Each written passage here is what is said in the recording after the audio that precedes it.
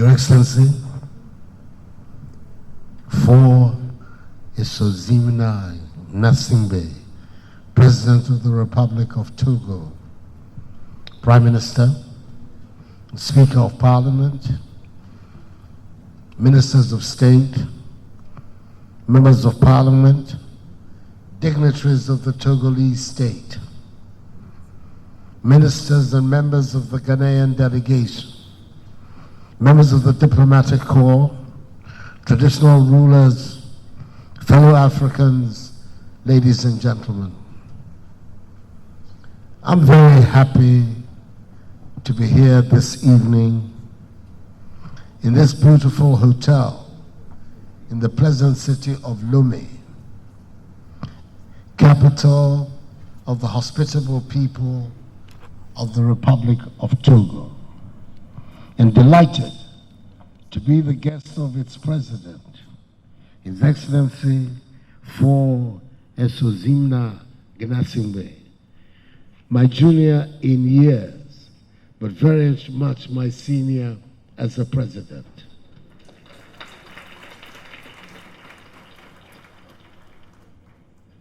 Our association dates back many years, indeed, well over a decade. I recall vividly our very first meeting at the time when I was Ghana's Minister for Foreign Affairs in the administration of the outstanding Ghanaian statesman, President John Agyekum Kufuor. And he was the Minister for Communications in the government of his father, the late redoubtable President Gnasingbe Eyadema. Although relatively young at the time, he exuded a sense of maturity and possessed a calm disposition that impressed many who had the opportunity to meet him. In 2005, in the aftermath of the sudden death of his father, I witnessed at first hand the efforts made by President Kufuor, a good friend of President Eyadema, together with those of another good friend of the late president, the then President of the Federal Republic of Nigeria, the highly respected Chief Olusegun Obasanjo, to ensure the peace and stability of the Republic of Togo and the smooth transition to his presidency. I recall with gratitude the courtesies he extended to me whenever I visited him as the leader of the opposition in Ghana. This visit, therefore, gives me the opportunity to reinforce the excellent relations that exist between us personally and between our two countries. And my delegation and I have been touched by the warmth of the welcome of the Togolese people during our stay. The links between Ghana and Togo are obvious. They are imposed upon us by our common history, common ethnic ties, by our common culture, and by geography. We are compelled to work together and live as good neighbors, with each being his brother's keeper. Ever since the Ghanaian people reposed their confidence in me, in the decisive victory that my party and I enjoyed in the 7th December 2016 elections, I have, since assuming the high office of President of the Ghanaian Republic on 7th January this year, been preoccupied with the important matter of putting together my government, a process which I have now virtually completed. I've therefore not had the opportunity to visit my neighbors to introduce myself as the new leader of Ghana. Thus, naturally, when such an opportunity presents itself. You begin with your closest neighbor, and that is why I began my tour of West Africa with Togo. I want to build on the strong relations that exist between our two peoples. Particularly, I am willing to do whatever I can to strengthen the ECOWAS community. I believe it is extremely important for the welfare of the 350 million people of the community that we, the leaders, demonstrate strong political will to make the community an economic and political success and to make the project of integration real. I am fully committed, and I know President Faure Gnassingbé is too. With West Africa's population set to reach some 500 million people in 20 years' time, there are immense opportunities to bring prosperity to our region with enterprise and creativity. The time for West African integration is now. Ghana and Togo should take the lead in converting ECOWAS into a true regional market, and indeed, in helping to facilitate the wider efforts at continental integration and unity. A functioning common regional market in ECOWAS has to be a very fundamental objective of all our peoples and governments in the region. It is for this reason that I am very much for the 24-hour opening of the borders between our two countries. This will boost trade and tourism, and then we can reap the economic benefits. The opening of our borders will give true meaning to the ECOWAS protocols on free movement of goods and persons, and will spur on progress and prosperity for our peoples. President Faure and I have to see to the acceleration of the operationalization of our new border at Nwepi, which we visited together this morning. It is long overdue, and it will be a powerful symbol of the commitment to the ECOWAS project.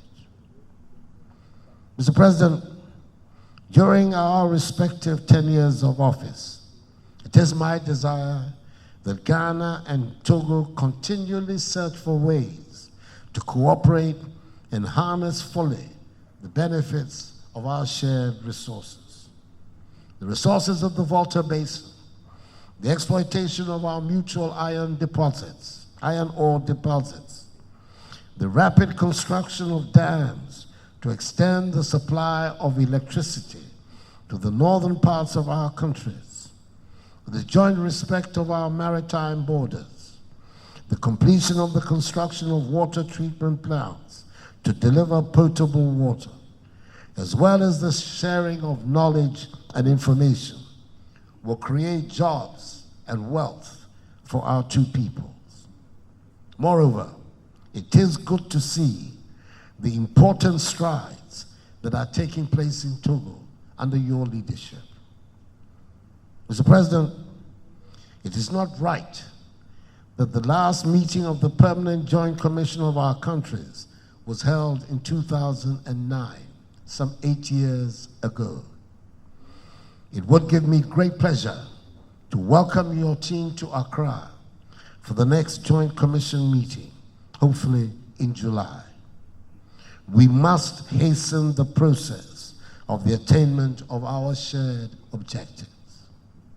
Mr. President, I'm glad to see my friend of long standing and the erstwhile leader of the Togolese opposition, the senior brother of both Mr. President, yourself, and myself, Gilchrist Olympia, in this room tonight. It is a testimony of the efforts of President Faure at promoting a spirit of national reconciliation amongst the Togolese people. They have both exhibited considerable courage in bringing the process this far. They have demonstrated that the forward movement of this country is their only and utmost concern. Long may they continue on this path. It is a path that encompasses the political and electoral reforms that are ongoing, whose purpose is to create a vibrant, genuine constitutional democracy in Togo that will respond to the aspirations of the Togolese people for freedom and development. Africa is breeding a new generation of leaders. Leaders who are committed to governing their peoples according to the rule of law, respect for individual liberties and human rights, and the principles of democratic accountability. Leaders who are looking past commodities to position their countries in the global marketplace. Leaders who are determined to free their peoples from a mindset of dependence, aid, charity, and handouts. Leaders who are bent on mobilizing Africa's own immeasurable resources to resolve Africa's problems. Leaders who recognize the connectedness of their peoples and economies to those of their neighbors. This generation of African leaders must not fail the long-suffering African masses. They must help bring dignity and prosperity to our continent and its peoples. I have very much enjoyed my first visit as Ghana's president to your country, Mr. President. Hopefully, this will be the first of many and of the deepening of the ties that bind our two countries.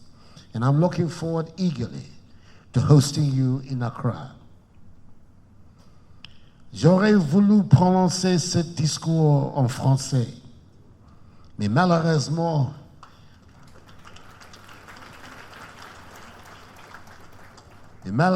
mes compatriotes auraient du mal à encaisser comment ça se fait que leur président parle officiellement en public dans une langue qu'ils ne comprennent pas. Mais ça n'empêche pas une déclaration joyeuse de ma part, de satisfaction de cette visite et de l'accord chaleureux que le peuple togolais a accordé ma délégation et moi-même, dont je suis très reconnaissant. Je vous remercie beaucoup, Monsieur le Président, pour votre aimable hospitalité et les mots généreux que vous avez adressés à ma personne ce soir. May God bless President Faure Gnassingbé, the peoples of Ghana and Togo, the peoples of ECOWAS and Mother Africa. Thank you. Thank you very much. On peut applaudir encore plus fort pour l'intégration que nous montrent nos deux leaders, le président Faure et Gnassingbé et son homologue Akufo-Addo.